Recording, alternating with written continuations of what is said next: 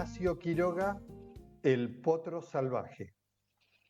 Era un caballo, un joven potro de corazón ardiente que llegó del desierto a la ciudad, a vivir del espectáculo de su velocidad. Ver correr aquel animal era, en efecto, un espectáculo considerable. Corría con la crina al viento y el viento en sus dilatadas narices. Corría, se estiraba y se estiraba más aún, y el redoble de sus cascos en la tierra no se podía medir. Corría sin regla ni medida, en cualquier dirección del desierto y a cualquier hora del día. No existían pistas para la libertad de su carrera, ni normas para el despliegue de su energía. Poseía extraordinaria velocidad y un ardiente deseo de correr, de modo que se daba todo entero en sus disparadas salvajes, y esta era la fuerza de aquel caballo. A ejemplo de los animales muy veloces, el joven potro tenía pocas aptitudes para el arrastre. Tiraba mal, sin coraje ni bríos ni gusto, y como en el desierto apenas alcanzaba el pasto para sustentar a los caballos de pesado tiro, el veloz animal se dirigió a la ciudad a vivir de sus carreras. En un principio entregó gratis el espectáculo de su gran velocidad, pues nadie hubiera pagado una brizna de paja por verlo, ignorantes todos del corredor que había en él. En las bellas tardes, cuando la gente poblaba los campos inmediatos a la ciudad, y sobre todo los domingos, el joven potro trotaba a la vista de todos, arrancaba de golpe, se detenía, trotaba de nuevo husmeando el viento para lanzarse por fin a toda velocidad, tendido en una carrera loca que parecía imposible de superar y que superaba a cada instante, pues aquel joven potro, como hemos dicho, ponía en sus narices, en sus cascos y en su carrera todo su ardiente corazón. Las gentes quedaron atónitas ante aquel espectáculo que se apartaba de todo lo que acostumbraban a ver, y se retiraron sin apreciar la belleza de aquella carrera. No me importa, se dijo el potro alegremente, iré a ver a un empresario de espectáculos y ganaré, entre tanto, lo suficiente para vivir. ¿De qué había vivido hasta entonces en la ciudad? Apenas él podía decirlo. De su propia hambre, seguramente, y de algún desperdicio desechado en el portón de los corralones. Fue, pues, a ver a un organizador de fiestas. Yo puedo correr ante el público, dijo el caballo, si me pagan por ello, no sé qué puedo ganar, pero mi modo de correr ha gustado a algunos hombres. Sin duda, le respondieron. Siempre hay algún interesado en estas cosas. No es cuestión, sin embargo, de que se haga ilusiones.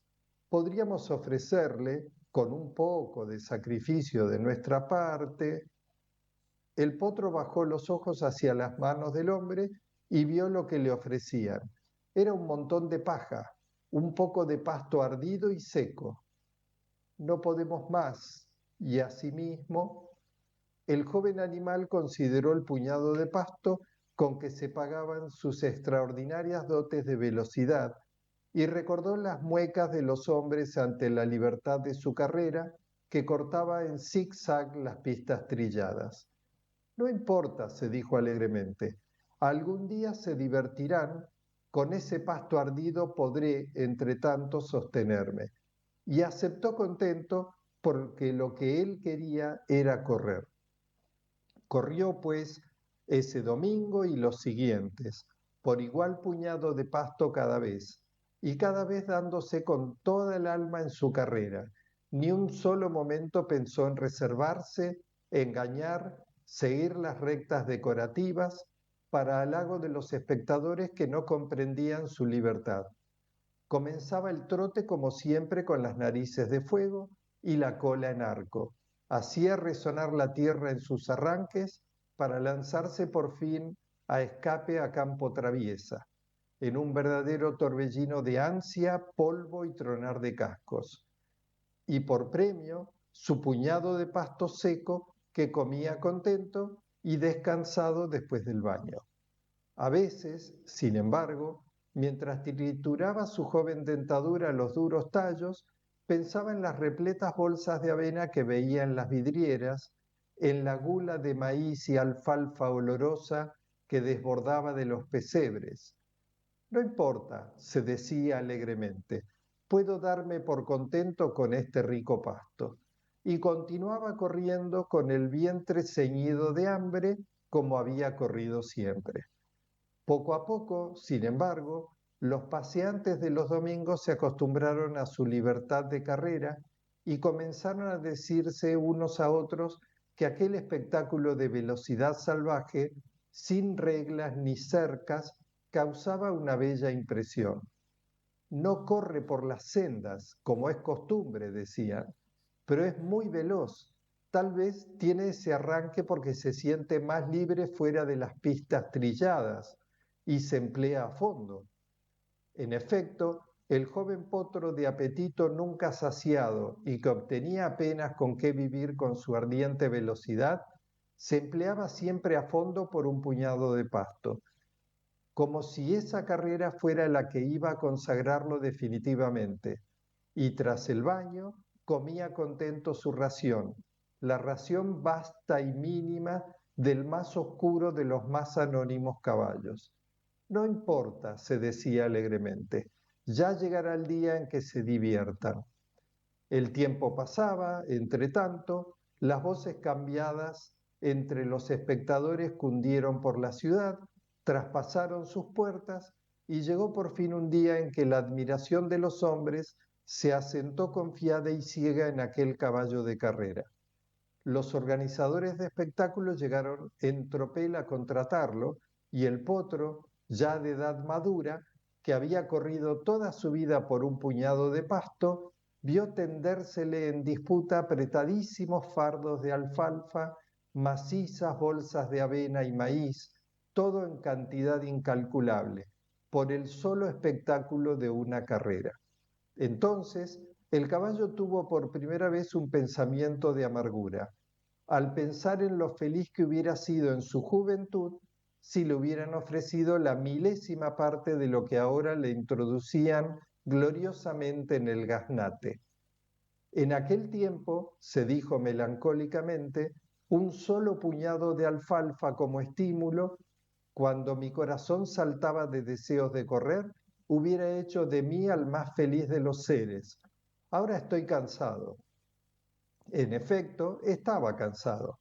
Su velocidad era, sin duda, la misma de siempre y el mismo espectáculo de su salvaje libertad, pero no poseía ya el ansia de correr de otros tiempos, aquel vibrante deseo de tenderse a fondo, que antes el joven potro entregaba alegre por un montón de paja, precisaba ahora toneladas de exquisito forraje para despertar.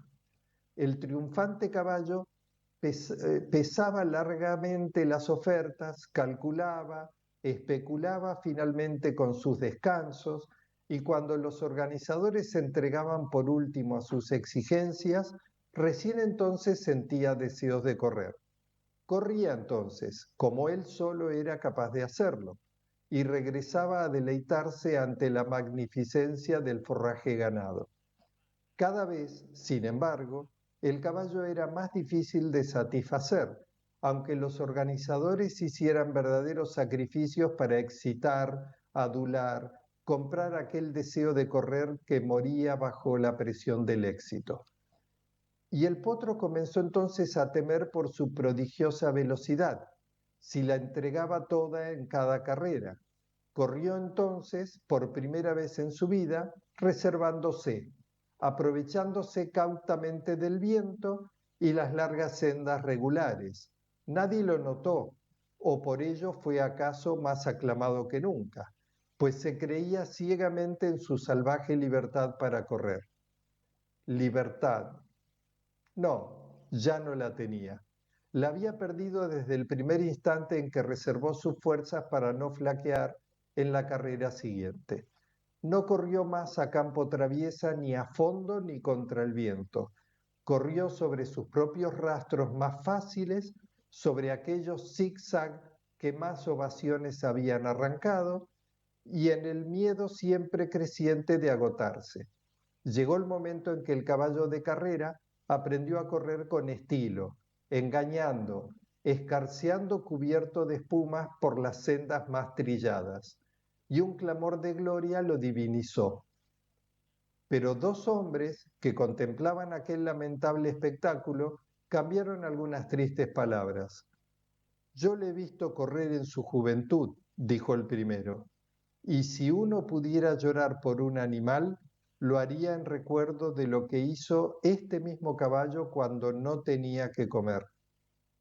No es extraño que lo hayas hecho antes, dijo el segundo.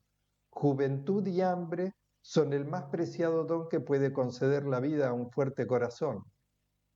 Joven potro, tiéndete a fondo en tu carrera, aunque apenas se te dé para comer, pues si llegas sin valor a la gloria y adquieres estilo para trocarlo fraudulentamente por pingüe forraje, te salvará el haberte dado un día todo entero por un puñado de pasto. Horacio Quiroga, El Potro.